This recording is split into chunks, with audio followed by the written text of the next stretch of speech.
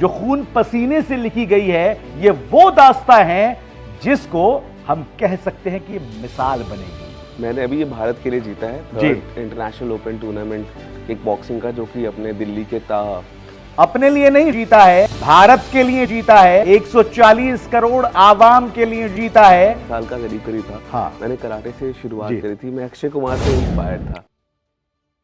कौन कहता है कि आसमां में सुराख नहीं हो सकता, छेद नहीं हो सकता? एक पत्थर तबीयत से उछाल कर तो देखो।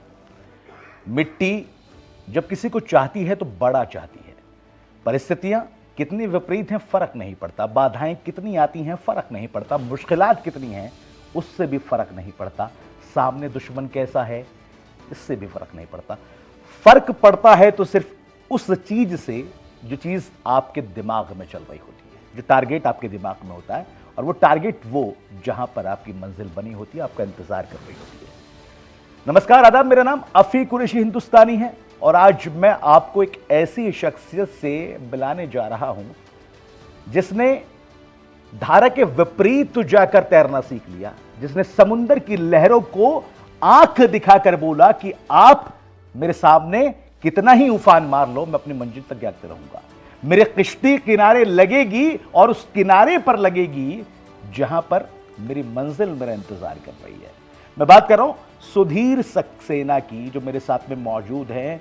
सुधीर साहब, बहुत बहुत इस्तकबाल आपका इन भारत में सबसे पहले, और बहुत बहुत मुबारकबाद। मुबारकबाद क्यों दे रहा हूं ये जानने से पहले जरा तस्वीर को देखिए, जरा ये मेडल देखिए, सिल्वर ये मेडल है, और इस मेडल को जरा पढ़ने की कोशिश कीजिएगा कि आखिर ये सीने पर जब लगता है तो कितना गर्व महसूस करता है और देश के आवाम को कितना गर्व महसूस करवाता है।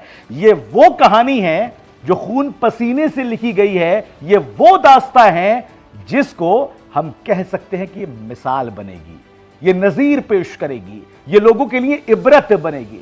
चलिए समझ लेते हैं मामले को, क्योंकि मैं ज्यादा बोलूंगा तो आप कहेंगे कितने सारे अल्फाज आखिर किस लिए हैं। सुधीर साहब, ये मेडल, ये आपके पास में गिफ्ट, और ये आपके सीने पे चमकता हुआ सिल्वर मेडल, जरा कहानी समझा दीजिए क्या है। मैंने अभी ये भारत के लिए जीता है international open tournament kick boxing का, जो कि अपने दिल्ली के इंदिरा गांधी स्टेडियम में केडी यादव में चल रहा था। अभी भी संपन्न हुआ और मैं मेडल लेके इधर मतलब आ गया। और हमारे 7 तारीख से लेके 11 तक चल रहे, जिसमें 21 देशों के जो खिलाड़ी थे उन्होंने पार्टिसिपेट किया हुआ था, और मैंने भारत के लिए सिल्वर मेडल जीता अपने वेट कैटेगरी में। आपने अल्फाज सुने, अपने लिए नहीं जीता है, भारत के लिए जीता है, 140 करोड़ आवाम के लिए जीता है, और उस देश के लिए जीता है जिस देश का नाम लेकर हम गर्व महसूस करते हैं। सुधीर सक्सेना ने उन परिस्थितियों को चीरकर अपना रास्ता बनाया। वाराणसी के एक छोटे से कस्बे में रहने वाला वो छोटा सा बच्चा, जब उसकी उम्र महज 9 या 10 साल की हुआ करती थी तो उसको कराटे का शौक था, लेकिन किसी एक शिक्षक ने उसकी उस खूबी को पहचाना और कहा कि सुधीर तुम इस फील्ड में आगे बढ़ो, यानी किक बॉक्सिंग में आगे बढ़ो। और उसके बाद में सुधीर ने मेडल्स की वो झड़ी लगा दी, जिसमें 12 नेशनल, 8वां इंटरनेशनल, और स्टेट लेवल पर, डिस्ट्रिक्ट लेवल पर कितने हैं इसकी तो गिनती है ही नहीं। सुधीर साहब, जो आपके ये चैंपियनशिप हुई है, इंटरनेशनल चैंपियनशिप थी, इसमें कितने देशों ने जो है हिस्सा लिया और कितनी टीमें आपके सामने आई, क्या क्या इसके अंदर आपको जो मुश्किलात नजर आई, किस तरह से जीता, जरा बताइए। सर, इसमें जो है 21 कंट्रीज ने पार्टिसिपेट किया था, जिसमें हम बात करते हैं तजाकिस्तान, तुर्कमेनिस्तान, आपके जॉर्डन, ईरान, इराक, और ग्रेट ब्रिटेन भी था इसमें, और भी सारी कंट्रीज थी, नेपाल थी, और आसपास के जो भी अपने एशिया की कंट्रीज हैं मोस्टली वो सारी थी, और यूरोप के भी 2-3 कंट्रीज थी इसमें, उज्बेकिस्तान जैसे हो गए, ये सब थे।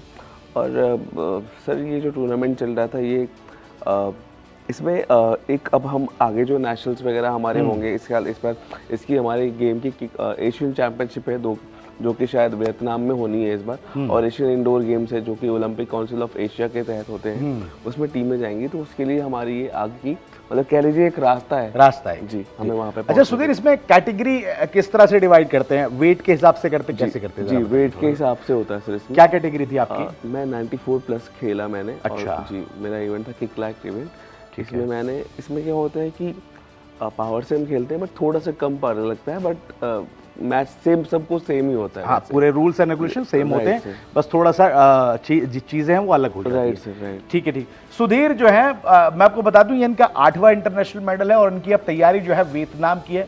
सुशील, आज देश जो है आप पे गर्व कर रहा है, और क्योंकि मैं स्टूडियो में बैठा हुआ हूँ, मैंने भी आपको कांग्रेचुलेट किया और मैं भी आपसे जो है बहुत ज़्यादा मैं आपको जो है आप गर्व कर रहा हूँ, फख्र कर रहा हूँ। लेकिन जरा अपने उस कहानी को बताइए जहाँ से आपने शुरुआत करी और कहाँ से आपने इसकी शुरुआत के बाद में क्या क्या कठिनाइयाँ, क्या क्या परेशानियाँ आई। जरा मैं ये सवाल इसलिए पूछ रहा हूँ ताकि आज देश के 140 करोड़ आवाम में से जितने भी नौजवान अपने मंजिल को लेकर, अपने लक्ष्य को लेकर जरा भी पशुपेश की स्थिति में है, तो वो सुधीर का जरा एग्जांपल देख लें और फिर अपनी मंजिल तय कर लें। इसलिए मैंने सुधीर से सवाल पूछा। बताइए। मैंने शुरुआत करी थी, जैसा आपने बता दिया था, जब मैं 10 साल का करीब था। हाँ। मैंने कराटे से शुरुआत करी थी। मैं अक्षय कुमार से इंस्पायर्ड था। ओके। मेरे कह लीजिए कभी मौका नहीं मिला, आइडल थे। तो मैं बहुत लोगों से मिला, बड़े सेलिब्रिटीज मिला, बट उनसे नहीं मिला। होपफुली अगर वो देख रहे हो तो मुझे कभी मौका मिले। एंड मैं गांव से शहर में आया, शहर में मैं कराटे में गया। फिर वहाँ पे चूंकि बॉडी में थोड़ी पावर थी, कराटे एक गेम था, टच एंड मूव का गेम था, बट बॉडी में थोड़े हार्ड पावर थी। फिर मैं बॉक्सिंग करने लगा था कुछ दिन तक। बॉक्सिंग के नेशनल्स खेले मैंने। फिर एक हम नेपाल में गए थे, कराटे का ही टूर्नामेंट था, खेलने गए थे हम वहाँ पे।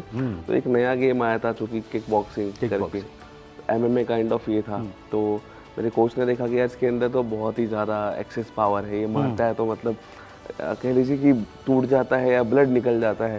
तो उन्होंने मुझे उस गेम में डाला और मैंने वहाँ पे पहली बार में ही बहुत अच्छा करा, उसके रूल्स एंड रेगुलेशन अच्छा खेला और मेडल जीता मैं। तो वहाँ से फिर मैं इसमें ही लग गया और फिर कंटिन्यू नेशनल्स में मेडल्स, बहुत प्रैक्टिस करी अपने कोच के साथ। उन्होंने मुझे निखारा, वहाँ से निकाल के मतलब मुझे एक बड़ा प्लेटफॉर्म दिया। फिर मैंने 2 बार एशियन में रिप्रेजेंट करा इंडिया को, 2 बार वर्ल्ड चैंपियनशिप में रिप्रेजेंट करा मैं। अभी पुर्तगाल में मैंने भारत को रिप्रेजेंट किया था मैंने। उसके पहले मैं इटली में वर्ल्ड चैंपियनशिप में रिप्रेजेंट करा। फिर तुर्कमेनिस्तान में 2017 में मैंने मेडल थे इंडिया के लिए। फिर अभी थाईलैंड में जो एशियन चैंपियनशिप हुई थी उसमें भी थे मेरे। तो हमने बहुत फिर वहाँ से निकल के अपने स्ट्रगल किया, मेहनत किया, तब जाके यहाँ पे पहुंचे। स्ट्रगल। अच्छा, एक चीज़ और बता दूं मैं सुधीर, आपको रोकना चाहूँ, एक चीज़ और बता दूं, ये जो किक बॉक्सिंग जो है, ये हाथों और पैरों से, दोनों से खेला जाता है। इसमें हाथ भी चलाते हैं और पैर के मूव भी करते हैं। ठीक है। एशियन गेम्स में 2 बार सुधीर जो है वो ब्रॉन्ज मेडल जीत के लाए। एशियन चैंपियनशिप में। अच्छा, वर्ल्ड चैंपियनशिप भी खेली है आपने? जी सर, मैंने। और आपने स्टेट से लेके पर नेशनल लेवल के बहुत सारे प्रोग्राम। जी सर, जी। अभी नेक्स्ट टारगेट आपका वियतनाम है। राइट। तो इस बार एशियन चैंपियनशिप है और इंडोर गेम्स है। क्या तैयारी है उसको लेके? सर अभी मैं अपने जो है मैं अपने से थोड़ा नीचे कैटेगरी में खेलूंगा, जो वेट कैटेगरी है, उसमें चाहूँगा देश के लिए मैं मेडल लाना। और अभी हमारे ट्रेनिंग कैंप्स वगैरह शुरू होंगे और मैं अपने आप पे बहुत मेहनत करूँगा और इस बार। अच्छा सुधीर, एक बात बताइए, क्योंकि ट्रेनिंग कैंप में किस तरह की ट्रेनिंग दी जाती है, क्या क्या वहाँ पे आपको जो फैसिलिटी मुहैया करवाई जाती है? क्योंकि अगर आप देश को रिप्रेजेंट कर रहे हैं, भारत के लिए अगर आप खेल रहे हैं, तो सवाल तो बनता है कि आपको वहाँ पे कैसा ट्रीटमेंट मिल रहा है। राइट सर एक्चुअली अभी क्या था कि हमारी जो गेम था sir, kick boxing, ministry of youth affair से 2-3 साल पहले रिकॉग्नाइज हुई है हमारी। अब बहुत अच्छा स्कोप हो गया है। तो हमें जो ट्रेनिंग दी जाती है बाहर के विदेशी कैंप्स, मतलब जो ट्रेनर होते हैं वो आते हैं हमारे कैंप में, हमें ट्रेन करते हैं वहाँ पे। 1-1.5 महीने की ट्रेनिंग कैंप लगती है। मतलब जब तक हमारे इंटरनेशनल टूर्नामेंट्स ना हो जाते हैं तब तक हमारे को खाने पीने की जो भी सुविधाएं होती हैं वहीं से कैंप में मिलती हैं। और उसके बाद हम वहीं से कैंप से ही, अगर हमारा विदेश का टूर है तो हम वहाँ से फिर निकल जाते हैं। वहाँ पर भी कंपटीशन होता है, जैसे आपको ट्रेनिंग्स मिल रही है, इंडिया के बहुत सारे लड़के आते होंगे, वो सिलेक्शन किस तरह से होता है? सर वहाँ पे जैसे अगर 90 में खेलता हूँ सर, तो हमारे जितने भी इंडिया के नेशनल मेडलिस्ट वहाँ पे जाते हैं सर। अगर जैसे जो गोल्ड मेडलिस्ट है, गोल्ड सिल्वर ब्रॉन्ज मेडलिस्ट है, वो सब वहाँ पे कैंप में जाते हैं और उनमें से फिर वहाँ पे सिलेक्शन होता है आगे के लिए। ट्रेनिंग के बाद वहाँ पे यानी जो काबिल है वो जाएगा। वहाँ पे सब ट्रायल होते हैं, फिर ट्रायल के बेसिस पे सब लोग वहाँ से जाते हैं। ठीक है। अच्छा सुधीर, हिंदुस्तान के आवाम से क्या कहना चाहेंगे आप, क्योंकि आप अवार्ड जीत के आए हैं? अच्छा, ज़्यादा कुछ अगर मैं आपके शान में कसीदे पढ़ूँ तो इससे ज़्यादा मैं कह नहीं सकता कि ये हिंदुस्तान के लिए गर्व का जो है पल है। इससे ज़्यादा कह भी नहीं सकता, ये सबसे बड़ा वर्ड है। लेकिन मैं चाहता हूँ 140 करोड़ जो आवाम आपको देख रही है हिंदुस्तान को, उससे क्या मैसेज को देना चाहेंगे आप? सर मैं ये कहना चाहूँगा कि सर देखो, हर्डल्स तो सबके लाइफ में आते हैं। बिल्कुल। प्रॉब्लम तो मेरे साथ भी है, बहुत सारी चीज़ें हैं, बट हमें लगता है कि उन सबको किनारे करके हमें अपने मंजिल पे फोकस करना चाहिए कि हमें कहाँ पे जाना है। और जैसे मैंने बताया कि नहीं बताया भी, मैं जब माननीय प्रधानमंत्री जी से मिला था, मुझे पीएम नरेंद्र मोदी से मुलाकात, तो मैं वर्ल्ड चैंपियनशिप खेल के आया था।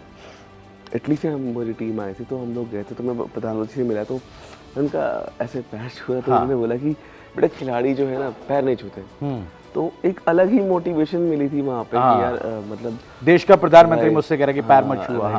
तो वो अलग ही मोटिवेशन मिली थी और मतलब एक लगा कि नहीं, जो भी हर्डल से अगर मैं वहाँ से निकल के यहाँ तक आया हूँ तो I have to go beyond, like मुझे और आगे जाना है। बिल्कुल। और आज नहीं तो कल लोगों का सपोर्ट तो मिल ही जाएगा। बिल्कुल।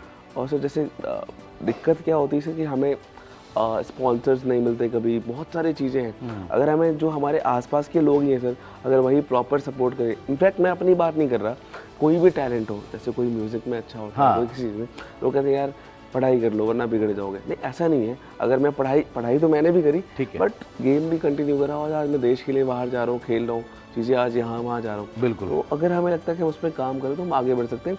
और हमारे आसपास जो भी लोग हैं ना, हमें उनको सपोर्ट करना चाहिए, पुश करना चाहिए कि तुम करो यार, आगे बढ़ो, ना कि उनको पीछे खींचना चाहिए। उससे क्या होगा कि वो आगे बढ़ेंगे और आपका भी नाम होगा, देश का भी नाम। बिल्कुल।